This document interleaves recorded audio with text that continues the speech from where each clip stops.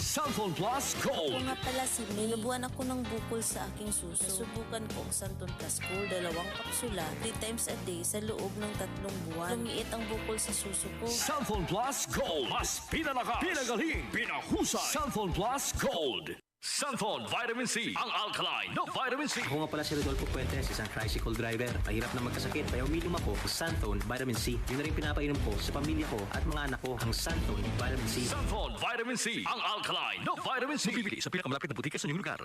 Ito po si Yorme Isko Moreno at ini-endorse ko po ang Buhay Party List na iboto ninyo. Samahan ninyo po kami. Iboto natin ang Buhay Party List number 63 sa inyong mga balota. This political ad is paid for and paid by Buhay Party List, 2325 Opalo Street, San Andres, Manila. Exodus 18:21. But you choose from the people capable men, God-fearing men, men of truth, those who hate bribes, and put them over the people as rulers of thousands, rulers of hundreds, rulers of 50s, and rulers of 10s. Ang mabuting balita ay hatid sa inyo ng MX3.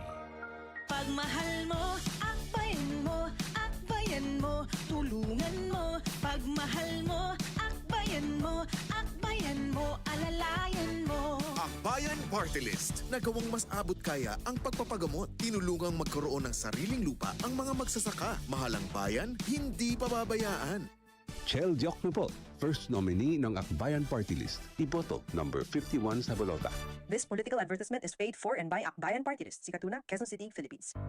Tuhod, siko, baywang, aray! Pag laging pasan ang sakit sa kasukasuan, sign na yan ng arthritis o joint deterioration. Karaniwan kapag nagkakaedad na, kailangan ng tibay at ginhawang makakapitan. Kaya ng artrisin yan.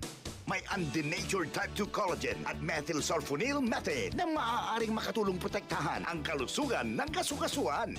Make the right move. Uminom ng artrisin araw-araw. Mabibili ang artrisin sa mga leading drugstores nationwide. Mahalaga ang paalala, ang artrisin ay hindi gamot at hindi maaaring gamitin panggamot sa anumang uri ng sakit. DCXL 558.